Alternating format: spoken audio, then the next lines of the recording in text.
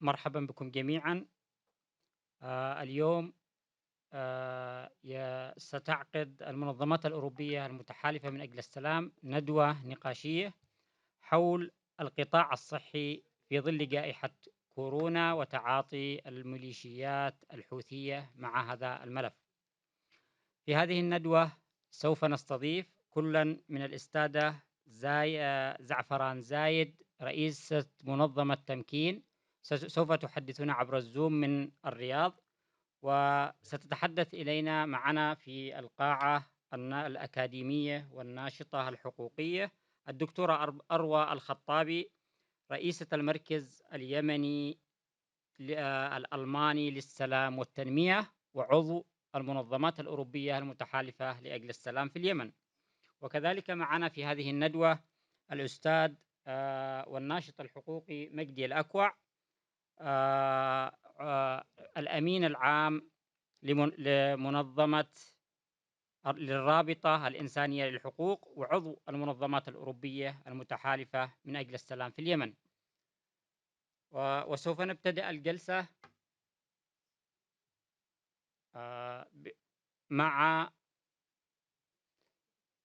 أوكي وسوف نبدأ الجلسة مع ضيفتنا من الرياض الأستاذة زعفران زائد، فلتتفضل مشكورة. شكرا جزيلا. أتمنى أن يكون صوتي واضح أيضا. كنت أعتقد أن كلمتي الأخيرة، بس تفاجأت الآن الأولى. طبعا تفضل. سأتحدث عن الجانب الاقتصادي وكيف تحولت أصلا جائحة كورونا كغيرها أصلا من الظروف الإنسانية يعني في اليمن، كيف تتحول أصلا وكيف يتم استغلالها كيف يتم استغلالها من قبل الميليشيات الحوثية وتحويلها إلى مصادر للربح، مصادر كاملة للربح والابتزاز. طبعا هنالك 3 خطوات يعني أو 3 أمور سنتحدث عنها، أمرين سريعين جدا يعني، أو المراحل التي مرت بها كورونا في اليمن. المرحلة الأولى الإنكار الكامل والتام أن هنالك أصلا مرض أو أن هنالك وباء انتشر في اليمن، رغم أنه أصلا انتشر في العالم كله، إلا أن اليمن الوحيدة التي كانت الميليشيات الحوثية تنفي تماما وجود أي وباء داخل مناطق سيطرتها. طبعا تم استغلال هذا الظرف أو هذا الإعلان، كان يوظف توظيف كهنوتي على أساس أن الجائحة أصلا والمرض هذا والوباء لا يصيب إلا الدول الظالمة والدول التي أصلا تقف ساكتة يعني ولا تناصرهم يعني، وأنهم أصلا لم يصابوا بالوباء وبكورونا لأن هنالك عناية إلهية تحفظهم، وبركة أيضا السيد، ووجود أيضا هذه الجماعة كجماعة مقدسة ومدعومة من الإله يعني. بدأت هذه الخرافات يعني تم استغلالها، وبعد ذلك تم استغلالها من الناحية السياسية يعني، بعد أن ظهرت أولى حالات الانتشار بالنسبة لوباء كورونا في العاصمة صنعاء وبعض المدن، تم توظيفها أيضا سياسيا. أولا ادعت الميليشيات الحوثية أن هذا الوباء قادم من المملكة العربية السعودية عبر كمامات تم إسقاطها في أحد مناطق صنعاء يعني، وتم نشر هذه الشائعات بين العامة يعني أن المملكة تنشر أصلا الوباء بهذا الشكل يعني، بطريقة تقنع بها البسطاء يعني. الشيء الثاني تم اتهام أيضا بعض المواطنين يعني العائدين من المملكة العربية السعودية بأنهم هم من نقلوا الفيروس، وأيضا تم اتهام في خطوة ثالثة المواطنين العائدين أو المتنقلين يعني من المناطق المحررة إلى مناطق سيطرتهم. المرحلة الثالثة وهي مرحلة استغلال الوباء بشكل اقتصادي وبحت، وهنا سنذكر النقاط الهامة والرئيسية كيف تمت يعني. طبعا بعد ذلك كعادتها يعني كما دأبت يعني الميليشيات الحوثية، نعرف أنها جنت كثير من المليارات يعني بسبب وباء الكوليرا، وهذا الوباء تم استغلاله وترويجه يعني، ومنحت الدول المانحة قدمت كثير من الأموال الطائلة وتم استغلالها، وأيضا بيع الأدوية ورصدنا أصلًا كثير من الانتهاكات أصلًا حول موضوع كوليرا. وعندما جاءت أيضًا الجائحة تم أيضًا الترويج وطلب المساعدات الإنسانية من كل الدول وإعلان الطوارئ وإعلان كذا. طيب قدمت المساعدات لليمن، لعبت أيضًا السوق السوداء ولعبت القيادات الحوثية لعبتها في الربح التام، حتى يعني بدءًا من الفحص وانتهاءً بالمتاجرة بالمقابر. سنأتي للخطوات هذه بنفس الطريقة. أولًا عند عرض يتم هنالك صور سيتم عرضها، يعني كيف أن الحوثيين يظهرون عند مطالبة المجتمع الدولي والمانحين والكذا، يعرضون الأدوات والملابس الخاصة بالرش وأيضًا السيارات، سيارات التعقيم والمواد المعقمة والمطهرة والكذا يعني والأطقمة الطبية، يظهرونها بشكل يعني لا نقول أنه بالمعايير الكاملة وإنما بشكل معياري نوعًا ما، يعني أنهم سيقومون أصلًا بمواجهة الجائحة بهذه الطريقة يعني، من أجل أيضًا استجلاب مزيد من الدعم لهذه الجماعة. لكن ما يتم عمله على أرض الواقع سترونه الآن أيضًا في الصور أنه لا تتم أصلًا وفق أي معايير مطلقًا، يعني تتم عملية الرش بطريقة هزلية جدًا. وهذه أيضًا عملية الرش ليست بالمجان، يعني هنا المفارقة، يعني الجماعة الحوثية تطلب المساعدة من أجل هؤلاء الفقراء، وأيضًا في نفس الوقت تستغل هؤلاء الفقراء وتجبي منهم كثير من الأموال في سبيل أيضًا مواجهة الجائحة. نأتي الانتهاك الأول. 1 تقوم الميليشيات الحوثية بفرض يعني رسوم غالية جدًا لا يستطيع المواطن أبدًا دفعها عند قيامه أصلًا بالفحص أو زيارة المستشفى. طبعًا من المستحيل جدًا أن يجد أيضًا سرير أو جهاز تنفس، لأن الميليشيات الحوثية كانت قد استقلت أصلًا المستشفيات منذ دخولها. المستشفيات الحكومية كلها أصبحت تعالج المقاتلين، جرحاهم المقاتلين، لذلك استنزفت واستهلكت الأطقمة الطبية وسيارات الإسعاف، الأجهزة الموجودة، الأدوات، المواد، أيضًا المستشفيات الخاصة. تمت مصادرة كثير من المستشفيات الخاصة وفرضت أيضًا على ملاك المستشفيات الخاصة تخصيص أكثر من النصف لجرحى الميليشيات الحوثية من أجل معالجتهم. أيضًا من الممارسات التي تمت يعني والتي تمت فيها الجباية، فتح سوق سوداء، شبه سوق سوداء يعني نكون واضحين، بأنها يتم الآن بيع أسطوانات الأكسجين يعني تتراوح أصلًا مبالغ بيع أسطوانة الأكسجين ما بين 50,000 إلى 150,000 ريال يمني، بينما سعرها الحقيقي لا يتجاوز 5,000 ريال يمني يعني، لأن كثير من الناس يحتاجونها وذلك أيضًا للاستخدام المنزلي. يعني هنالك سوق سوداء شبيهة بسوق النفط أصلًا، وهي سوق الأكسجين. أصبح الأكسجين حتى يُباع بالمال وبأسعار باهظة أيضًا. هنالك أيضًا من الممارسات تم رصد في ملف يعني كنا قد اشتغلنا عليه، تم رصد كثير من الممارسات والانتهاكات من بينها مصادرة أجهزة تنفس ومن من المستشفيات الحكومية وإدخالها إلى منازل المشرفين وكبار القيادات الحوثية لاحتكار استخدامها أيضًا. كذلك صُدرت تمت مصادرة واستخدام أصلًا بالقوة بعض الفنادق والممتلكات الخاصة أصلًا بحجة أيضًا جائحة كورونا. أيضًا من الانتهاكات أنه كان يتم على أساس أنه سيتم هنالك حجر صحي أو أن هناك معايير يعني للحجر الصحي، يتم أولًا هنا واحدة من الممارسات كيف تمت العملية يعني، يتم إغلاق الأسواق المركزية وأسواق القات والمولات والمحلات الضخمة، وبعد إغلاقها يأتي أصلًا صاحب السوق أو كذا للمراجعة، فيتم ولا يتم أصلًا فتح السوق هذا مرة أخرى إلا إذا قام بدفع 4.000.000 ريال يمني، تتراوح ما بين 3.000.000 إلى 4.000.000 ريال يمني من أجل إعادة فتحها، يعني على أساس أن هنالك خدمات ستقدم في التعقيم ولمواجهة أيضًا الجائحة يعني من أجل السلامة. عمليات الرش سترون كيف تتم بطريقة عشوائية وبطريقة غير مهنية وغير صحية يعني، حتى إن كثير من الناس يعني يقول أن هذا الذي يتم الرش فيه يعني ماء، هذا ماء الذي يتم الرش فيه يعني، ليس فيه حتى مواد معقمة. أيضًا من الخطوات التي تمت فيها مصادرة واستغلال الجائحة لأنها أصلًا تعتبر مربحة بالنسبة لهذه الجماعة، أي شيء يؤدي إلى وباء أو انتهاك، أي شيء فيه مرض بالنسبة للمواطن اليمني يعتبر أصلًا مربح، لأنها تقوم أصلًا على المتاجرة بالمعاناة، تخلق المعاناة ثم تطلب المزيد من الدعم من أجل هذه المعاناة، وفي نفس الوقت تفرض ضرائب وإتاوات على هذه المعاناة من الشعب الفقير الذي طلبت المساعدة لأجله.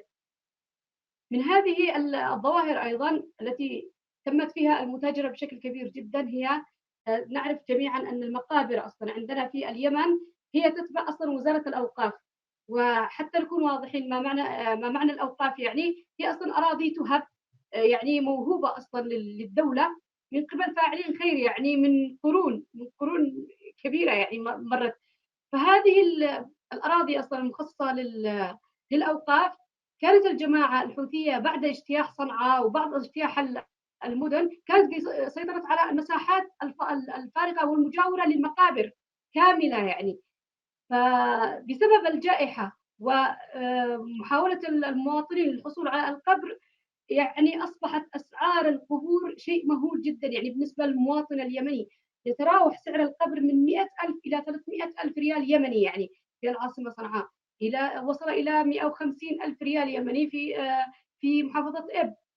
وصل إلى 200,000 أيضًا في بعض المحافظات منها محافظة دمار، يعني متاجرة حتى بالمقابر، هذا أدى إلى أن المواطنين كانوا يقومون أو يضطرون إلى نبش القبور القديمة والبالية من أجل دفن أقاربهم الجدد الموتى بجائحة كورونا يعني، في ظاهرة غريبة لم يعهدها أصلًا الشعب اليمني ولا حتى يعني حصلت في أي عصر من العصور يعني. أن يتم استبدال ميت بميت آخر بسبب غلاء أسعار القبور هذه التي أصبحت لا يطيقها أصلًا الشعب اليمني، وهناك مقولة لأحد الآباء يعني الذي كان مريض وهو يحتضر يقول لأبنائه: إذا لم تجدوا يعني مبلغ من أجل دفعه للقبر يعني عادي احرقوا الجثة، يعني في منظر يعني مبكي جدًا يعني أن يطلب أصلًا حرق جثته لأنه يعرف أنه من المحال أن يستطيع الحصول على هذا القبر بسبب فقره يعني. ف وأيضًا من الغريب جدًا وهو من الأشياء التي ألاحظها دائمًا في وسائل الإعلام، أن القيادات الحوثية وعبر وسائل الإعلام حتى العالمية يعني دائمًا يتغنون بموضوع الحظر. أنه موجود أصلًا حصار على اليمن يعني، أن اليمن محاصرة وأنهم لا يستطيعون أصلًا الوصول للأدوية والمواد، وهذا شيء خاطئ وكاذب أصلًا، لأنه من المعروف للجميع أنه لا يتم إلا محاصرة الأسلحة أو المواد والأدوات التي يتم من خلالها أصلًا صناعة الأسلحة، ومن بينها طبعًا بعض المواد الكيميائية والأسمدة التي أصلًا يقوم الحوثيين بتصنيعها وتركيب الألغام والألغام الفردية والألغام الأرضية، ولا يوجد أصلًا أبدًا أي حصار على المواد أو السلع أو كل الأدوات التي تؤدي إلى تصريف الخدمات العامة بالنسبة للناس.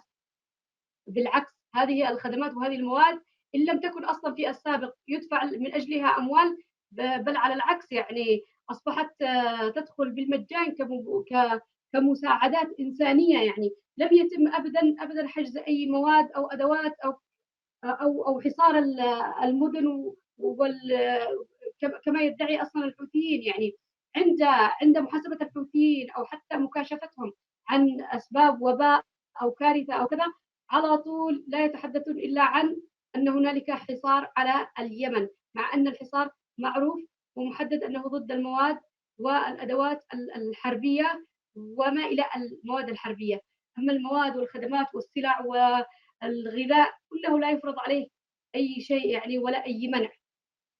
في خلاصة كلامي نعرف جميعًا أن الحوثيين يستغلون كل كارثة إنسانية تحدث في اليمن، وكما فعلوا في الكوليرا يفعلون الكثير والكثير في جائحة كورونا، ورغم أن هنالك مفارقة كبيرة من مرحلة الإنكار إلى مرحلة الإتجار، يعني هنالك آآ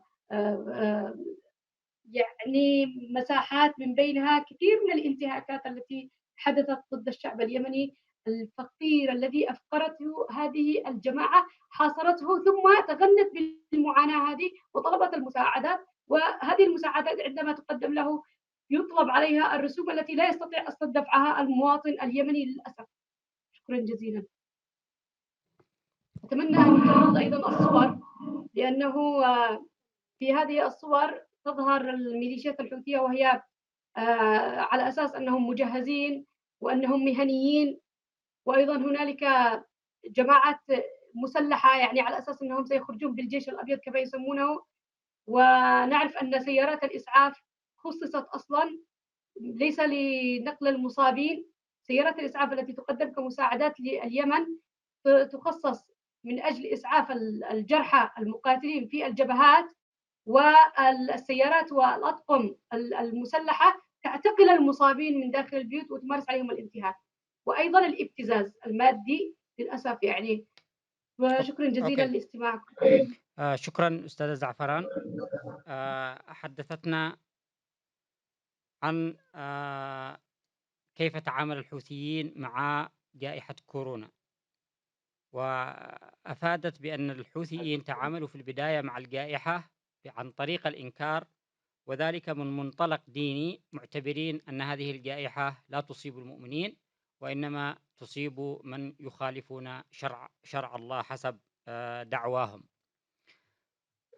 ثم انتقل الحوثيين من هذه المرحلة بعد تزايد الحالات إلى مرحلة الإتجار بالكارثة على حساب الشعب اليمني، وقد أوضحت لنا الأستاذة كيف تم ذلك: الإتجار من طريق بيع القبور، وكذلك الاستيلاء على المساعدات وكم المساعدات الدولية وبيعها في السوق السوداء. والآن ننتقل في الكلمة إلى الدكتورة أروى الخطابي، فلتتفضل. شكرا كثيرا لوجودي معكم هنا ووجودكم أيضا هنا. وسأستعرض في ورقتي هذه تعرض الكادر أو المنشآت الصحية والكادر الطبي للكثير من المعاناة بسبب جائحة الحوثي. الواقع أن نحن نعاني من جائحتين: جائحة الحوثي ثم جائحة كورونا. المنشآت الطبية بمختلف مستوياتها وفي كل مناطق اليمن تأثرت تأثر سلبي وخطير بسبب اجتياح الحوثي للمدن وإسقاط صنعاء في 21 سبتمبر 2014. وكما يعلم الجميع فإنه المؤسسات الصحية والمنشآت الطبية والكادر الطبي له توصيف قانوني محدد.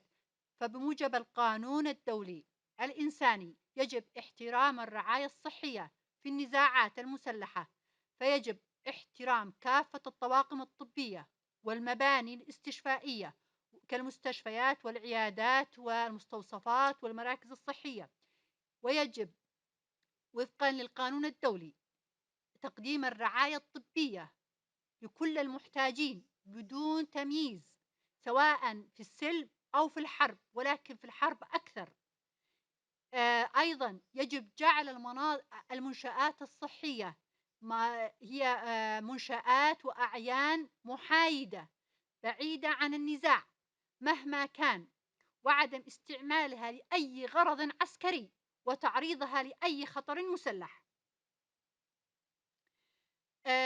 وبعد أن سقطت الدولة في 2014 حصل شبه انهيار للقطاع الصحي، كما حصل انهيار لكثير من القطاعات كقطاع التعليم والقطاعات الأخرى.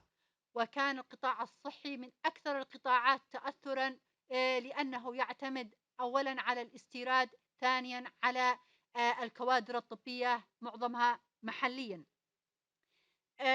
استعمل الحوثي العديد من المستشفيات والمراكز الصحية العيادات لأغراض عسكرية، مما تسبب في تعريضها للخطر وللقصف الجوي. حدث ذلك في كثير من المناطق للأسف الشديد، وكانت النتيجة أن قتل عدد كبير من الأطباء والأمراض في نفس الوقت، كما حصل في تعز وفي مناطق أخرى.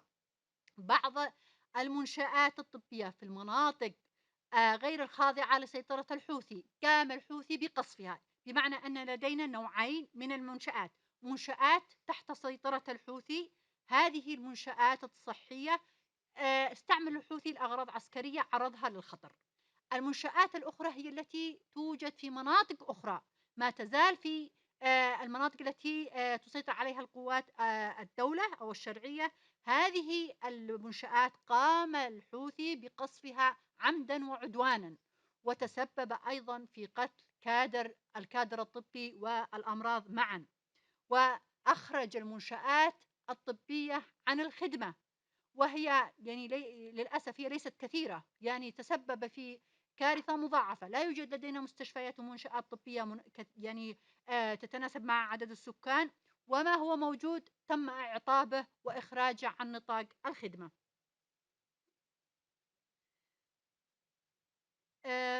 بعض المنشآت التي تحت سيطرة في المناطق التي تحت سيطرة الحوثي مثل المستشفيات والعيادات تم إقفالها وتسريح عمالها بسبب عدم رضوخهم لمشيئة الحوثي، أو بسبب عدم تسليمهم للأموال التي يبتزها الحوثي منهم كضرائب. ولذلك بعض المستشفيات خاصة المستشفيات الخاصة أو اضطرت للإقفال وأصبحت يعني خارج الخدمة، وهذا يعني تسبب في تعميق الأزمة الصحية في اليمن. الكادر الطبي أيضا تعرض للكثير من المعاناة والعنف، وللأسف الحوثي لا يعي خطورة ذلك، ولعل يعني من يعرف ما حصل في اليمن سيدهش إن أول قتيل في صنعاء يعني خارج الإطار العسكري أي من المدنيين كان رجل يعمل في القطاع الطبي، وهو دكتور صيدلي يدعى وضاح الهتار. هذا الشخص قتل في 10/10/2014، وهو بعد أسبوعين من دخول الحوثي، ليس لشيء إلا لأنه يعني ملتحي، ولكنه كان يعمل في القطاع الطبي، وغيره كثير ممن تعرضوا للاغتيال سواء في المستشفيات أو في العيادات أو في المنشآت الأخرى. تعرض أيضا الكثير من الأطباء ومن مساعديهم في التمريض أو في عمليات الجراحة أو للاعتقال وللضرب والإهانة. وكما تشاهدوا هذا أحد الكوادر الطبية الذين اعتدت عليهم ميليشيا الحوثي بالضرب. وكما تلاحظ النظرة، يعني نظرة يعني فيها كثير من الحزن ومن الألم لما تعرض له هذا الطبيب. للأسف الشديد لا يقتصر هذا فقط على الأطباء العاديين أو العاملين في المستشفيات، ولكن شمل هذا أيضا البروفيسورات وأساتذة الجامعات، فقد اعتقل بعضهم، وعلى رأسهم البروفيسور توفيق البصيلي رئيس الجمعية اليمنية لطب النساء والتوليد وأستاذ التوليد بجامعة صنعاء. وقد اعتقل البروفيسور توفيق البصيلي من القاعة من أمام أطفاله، من أمام طلابه، وهي جريمة بكل المقاييس. للأسف الحوثي منذ أن وطأت أقدامه صنعاء قام بتغيير الكادر الطبي وتسريح الأطباء الذين لا يوالونه، وأول شيء هو تعيين وزير من السلالة الهاشمية.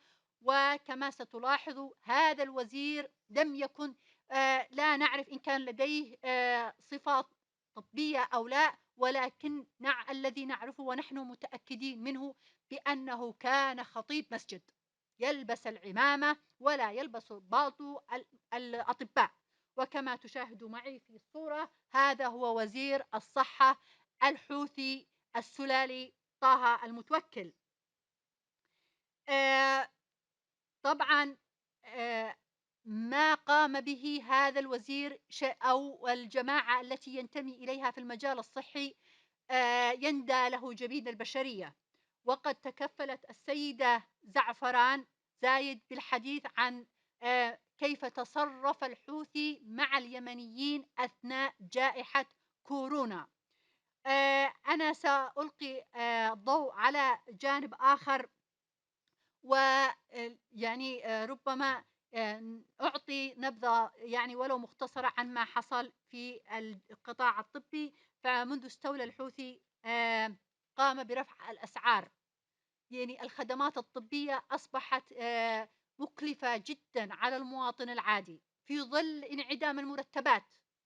الآن أكثر من 3 سنوات أو 4 سنوات المواطن اليمني لا يجد مرتب، وبالتالي لم يعد باستطاعته تحمُّل تكاليف العلاج أو تحمُّل تكاليف الفحص الطبي، وبالتالي تسبب ذلك في موت الكثير من اليمنيين. رفع الضرائب على كافة المستشفيات والمنشآت الصحية، رفع الضرائب على الأدوية، وبالتالي ارتفعت أسعار الأدوية إلى أسعار خيالية. كثير من الأدوية والمعدات الطبية استولى عليها الحوثي، وحوّلها إلى المستشفيات الخاصة التي يديرها الهاشميين أو الذين يوالوا الحوثي. ت قام الحوثي أيضًا بتجيير المستشفيات التي يفترض أنها مستشفيات تتبع الدولة، جيّرها لصالح الميليشيا وتحوّلت فقط إلى مستشفيات تقوم بمعالجة جرحى الحوثي، وفي أحيان كثيرة يتم إخراج مريض الذي ليس له علاقة بالجيش الحوثي. يعني إذا كان هناك شخص مدني أصيب أو يحتاج إلى عملية، أحيانًا لا تُجرى له العملية ويترك للموت. وللأسف هناك حالات كثيرة جدًا حصل لها مضاعفات كثيرة بسبب عدم حصولها على العلاج المناسب. كثير من الأجهزة الطبية والمعدات العمليات آآ تعطّلت بسبب عدم وجود صيانة، لأن طواقم الصيانة لا تستطيع الوصول بسبب انقطاع الطرقات والحرب التي شنها الحوثي على اليمن. هناك طبقة من الأمراض انتهت تمامًا من اليمن بالموت، وهم مرضى الكلى الذين عندهم فشل كلوي. هذه الطبقة من المرضى آآ تعرّضوا لجريمة ممنهجة، فقد أدى انقطاع التيار الكهربائي وعدم إيجاد البدائل والمتاجرة بالمواد النفطية، وعدم حصول المستشفيات على الحصص من المواد التي تستخدم في توليد الكهرباء، إلى موت كثير من الأمراض المصابين بمرض الكلى. هذه الطبقة يعني للأسف الشديد عانت كثير تحت سيطرة الحوثي. ممن عانى أيضًا الكوادر الطبية. كوادر طبية كثيرة انتهت بالموت، وخاصة بعد جائحة كورونا. تعمد الحوثي إلى إنكار وجود كورونا في اليمن لمدة طويلة، وخاصة في شهر رمضان الماضي، حيث كان الناس يصومون، وكان هذا الشهر هو شهر الجبايات، وشهر ينتهي بعيد أو باحتفال بعد انتهاء الشهر. وتعمد الحوثي إخفاء وجود كورونا طوال شهر رمضان، مما أدى أن الناس كانت يعني تعيش حياة طبيعية، ويجتمعوا في أماكن ضيقة خالية من أي من أي إجراءات وقائية. أدى في نهاية المطاف إلى أنه بعد العيد كان هناك عدد كبير من القتلى أو الذين ماتوا بسبب كورونا، بعضهم في سن الشباب، بعضهم لا يتجاوز ال25. وفوق هذا وذاك كان يرفض، يعني يطلب من الأسر عدم التصريح بسبب الوفاة. فكان هناك يعني نرى في وسائل التواصل الاجتماعي الصفحة دائمًا سوداء، يعني أكثر من 10 أشخاص خلال ساعتين، وكلهم شباب ويظهر تحت عناوينهم ماتوا بسبب الجلطات أو بسبب توقف القلب، ولا يستطيع أحد أن يقول أنه توفي بسبب الكورونا.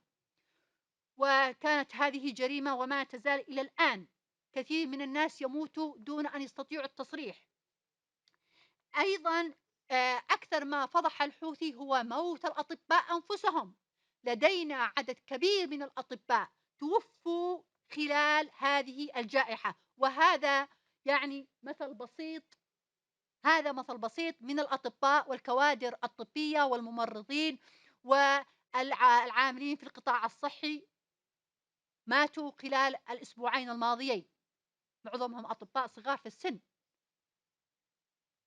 آه، أنا سأنتهي إلى هنا بالتوصيات.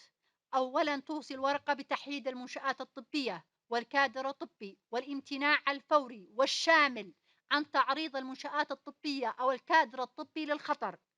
ثانيا، تقديم الخدمات الطبية للجميع دون تمييز. ثالثا، الامتناع الكامل عن تسييس العمل الطبي بهدف ابتزاز المواطنين. أخيرا، معاقبة كل من يعتدي على مركز صحي أو كادر طبي. شكرا للاستماع. شكرا دكتورة أروى على هذا الإيضاح السريع حول استخدام الحوثيين المنشآت الصحية وتدميرها واستخدامها كسكنات عسكرية. وقد حدثتنا الدكتورة بما معناه أن جائحة الحوثي هي أكثر خطرا من جائحة كورونا على الشعب اليمني، حيث أن جائحة كورونا لا شك أنها خطيرة، ولكن الشعب اليمني يموت كل يوم، يموت بسبب انعدام الدواء، يموت بسبب الجوع، يموت بسبب إمكانية الوصول إلى المستشفيات. وما كانت جائحة كورونا إلا تكملة لمأساة الشعب اليمني الذي تسببت بها ميليشيات الحوثي. كما ذكرت الدكتورة وفاة عدد كبير من الأطباء وهم يؤدون واجبهم أمام كورونا، رغم وجود المساعدات الإنسانية التي قدمت للميليشيات الحوثية، فإنهم كانوا يمارسون أعمالهم بدون كمامات وبدون كفوف وبدون أدنى وسائل الوقاية الطبية، واستخدمت كل المساعدة الإنسانية لأجل حماية النظام السياسي الحوثي والمقربين منه، وترك الشعب اليمني والأطباء اليمنيين يموتون. والآن ننقل الكلمة والحديث إلى الأستاذ مجدي الأكوع، فليتفضل. شكرا لكم، وشكرا للأستاذة أروى لأنها تطرقت لموضوع مهم جدا وتطرقنا له بالأمس أيضا، وهو حول استماتة الحوثيين في السيطرة على المباني الحكومية. وكنا بالأمس نتحدث عن المنشآت التعليمية، واليوم نتحدث عن المنشآت الطبية. عندما يجد الحوثيين صعوبة في السيطرة على منشأة حكومية، ونتحدث اليوم عن المنشآت الطبية، فإنه يقوم بقصف هذه المنشأة وتدميرها، وهذا تسبب في تعطيل أكثر من نصف المنشآت الطبية التي في البلد، والتي لم تكن عند مستوى عال من قبل. وبرغم هشاشة هذا الوضع، إلى أن الحوثي عمل على تعطيله وتدميره بشكل تام. مثلا في محافظة تعز تم تدمير 18 وحدة صحية من ضمن 20 وحدة صحية في المنطقة، يعني لم يتبقى في المنطقة سوى وحدتين صحية فقط. سنحاول أن نتحدث عن ما حدث في ظل الأزمة العالمية الطارئة كوفيد 19 وانتشار الفيروس في اليمن وتزايد الوفيات بسبب النظام الصحي الذي تسبب الحوثيين في تدميره بشكل تام، كما استعرضت الدكتورة أروى والأخت زعفران. وسنحاول أن نتحدث عن المساعدات الأممية التي استولها عليها الحوثيين ووظفوها لصالح عملياتهم العسكرية، وقاموا بنهبها والمتاجرة بها في السوق السوداء. وسنحاول الحديث عن إحصائية تشير المعلومات إن غموضا لف حول مصير 280 طن من المساعدات الطبية وصلت إلى صنعاء خلال شهر مايو ويونيو الماضي. من بين هذه المساعدات 220 جهاز تنفس اصطناعي و550 سريرا طبيا مجهزا. وأكدت المصادر أن مصير تلك الكميات من المساعدات لا يزال يلفه الكثير من الغموض والسرية، وبينما الفيروس يتفشى والكثير من الناس يموتون بشكل مخيف، ولا يعلن الحوثي عن إحصائيات دقيقة مطلقا. إلى جانب هذه المساعدات الأممية، وصلت نحو 5 طائرات أممية إلى مطار صنعاء في يونيو، تحمل على متنها 53 طنا من المستلزمات الوقائية ضد كورونا، إلى جانب 21 طنا من اللقاحات. وتوزعت طائرات المساعدات التي وصلت إلى صنعاء الخاضعة لسيطرة ميليشيا الحوثيين إلى 3 طائرات تابعة لمنظمة الطفولة يونيسف، وطائرة لبرنامج الغذاء العالمي، وأخرى لمجموعة شركات هائل سعيد عنعم، وهي شركات لواحد من كبار التجار في اليمن. وقدمت هذه كمساهمة لمواجهة الجائحة في مناطق سيطرة ميليشيا الحوثيين، إلى أن الحوثي في العادة كما تطرقت الأستاذة زعفران يستغل الأوبئة ليكسب منها، يستغل معاناة الناس ليكسب منها، سبق أن تاجر بوباء الكوليرا في اليمن وبحمى الضنك، ولديه سابقة طويلة في هذا الاستغلال، إلى أن الأمم المتحدة ترضخ له لأنه يختطف عدد كبير من السكان. ومع استمرار تدفق المساعدات الأممية المتعلقة بمكافحة فيروس كورونا إلى مناطق ميليشيا الحوثيين، يستغلها ويستغل كل شيء، إضافة إلى أنه يفرض رسوم كبيرة جدا على المستشفيات التي في العاصمة صنعاء، مما أدى إلى إغلاق هذه المستشفيات، ولم تعد المستشفيات الخاصة لم تعد تستقبل أي حالات، سواء كانوا حول مصابين بفيروس كورونا أو بحالات أخرى. أي مريض لا يمكن للمستشفيات أن تستقبله بسبب الإجراءات التي اتبعها الحوثيين.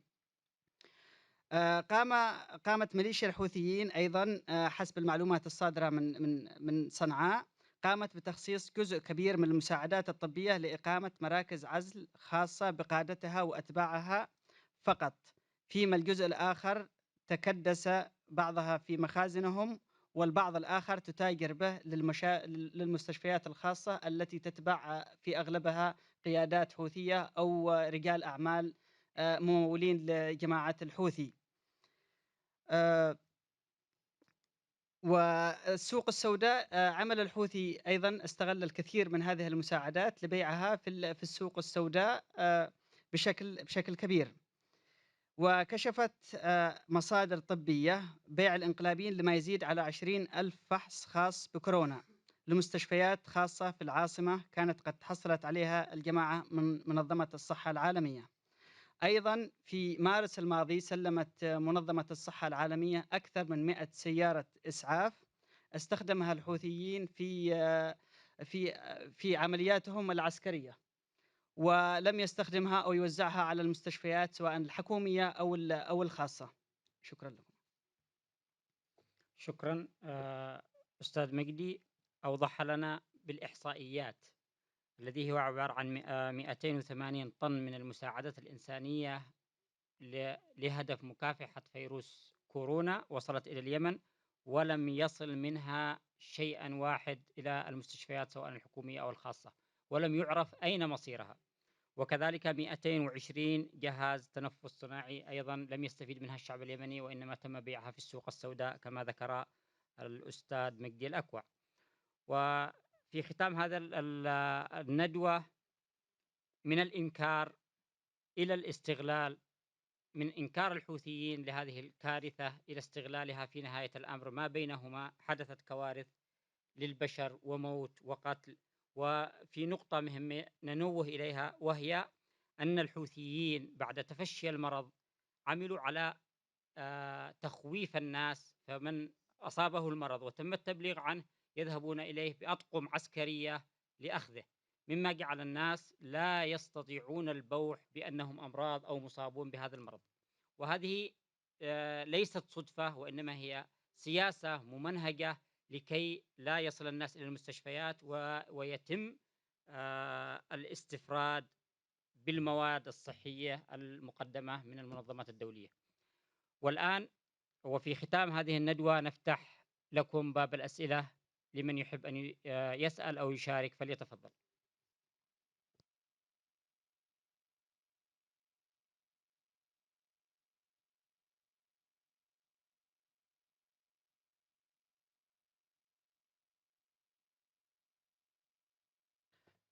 ما فيش أي مشاركة أو سؤال. إذن لمن يحب من المتحدثين أن يلقي كلمة أخيرة باختصار بحيث لا تزيد عن دقيقتين بالكثير. دكتورة أروى. شكرا كثيرا. أولا وصلنا إلى نهاية المطاف في هذه القضية، قضية كورونا وتعامل الحوثي مع هذه الجائحة. ونحن نقول هم جائحة أيضا، الحوثي أيضا جائحة أخطر من كورونا. هو كورونا وكورونا الحوثي هما الاثنين شيئا وجهين لعملة واحدة. وما حصل من تدمير لليمن بشكل الحوثي هو نفس الكارثة التي تحدث لليمن بواسطة الفيروس. نتمنى من الجميع أن يقف معنا في في هذا الوضع المزري، وأن يخبر العالم بأن اليمن محتاج ليس فقط للمساعدة المادية أو المساعدة التعاطف، ولكن نريد أن يسمع العالم ماذا يحصل في اليمن بالضبط. لا نريد أكثر من هكذا. على العالم أن يعي أن اليمن يعيش حالة من الخطر العام، وهذا الخطر يعني لن يقف عند اليمن، سيوصل إلى كل مكان. نريد العالم يعرف أننا نحن نحب السلام ونريد السلام، ونريد أن نعيش مع الآخرين كما يعيش بقية سكان العالم. ولكن الحوثي يمنعنا من أن نكون في سلام، وبالتالي نرجو من العالم أن يسمع وأن يشارك وأن لا يبتعد كثيرا عن اليمنيين. نحن نحتاجكم معنا. شكرا كثيرا. شكرا. الأستاذة زعفران، هل لك كلمة أخيرة؟ كلمتي الأخيرة باختصار يعني أن المريض في اليمن سلعة مربحة جدا للحوثيين وبشكل مستمر، ويتم استغلاله استغلال بشع، واستغلال كل ما يمنح لأجله كفقير. يتم استجلاب الكارثة، ثم استجلاب الدعم، ثم استغلال الدعم، ثم معاقبة أصلا المواطن الفقير وفرض رسوم عليه. هذا باختصار ما يتم يعني داخل اليمن. أتمنى أن يعي العالم أيضا أن الحوثيين يعني عندما يقول أنهم مع السلام دائما، يعني أنهم مع السلام. من الذي أصلا منع الحوثيين من أن يكونوا مسالمين؟ ألم نقبلهم أصلا في مؤتمر الحوار الوطني ونمد أيدي السلام أصلا؟ إذا كان هو مع السلام، لماذا جرف كل القوى السياسية وغير السياسية أصلا من داخل اليمن؟ ومن بقي عنده بداخل صنعاء إما أن يقتل أو يعتقل أو يتهم أو يشرد. يعني ملايين النازحين لا أحد يتحدث عنهم أيضا، وهؤلاء من الناس الذين تمت أيضا المتاجرة بمعاناتهم، سواء كان النازحين الذين داخل صنعاء أو النازحين الذين تضاعفت أصلا مشاكلهم خارج في المناطق التي تسيطر عليها الدولة، الذين نزحوا أصلا من الانتهاكات الحوثية. هؤلاء يعني يعانون الأمرين يعني بسبب الوضع الصحي والوضع المعيشي، كل الأوضاع يعني. أتمنى أن يقف الجميع مع الشعب اليمني، لأنني لا أقول أن الشعب اليمني سلب سلطتها، لا، إنه سلب المواطنين، كل المواطنين حقهم في الحياة والحرية والعيش في سلام، وأيضا حقهم في التعافي حتى. شكرا جزيلا. شكرا أستاذة. الآن الأستاذ مجدي كلمة أخيرة. شكرا لكم. ما أتمناه هو أن يمارس العالم بمنظماته الأممية ضغط فعلي وحقيقي في إيقاف العبث والتلاعب الذي تمارسه ميليشيات الحوثيين في توظيف المساعدات الإنسانية والصحية لصالح عملياتها العسكرية التي قتلت آلاف من اليمنيين. شكرا لكم. شكرا. وفي ختام هذه الندوة نتقدم بالشكر الكبير للأستاذة زعفران زايد وللدكتورة أروى الخطابي وللأستاذ مجدي الأكوع وللمشاهدين والمستمعين. شكرا لكم جميعا ونغلق الجلسة.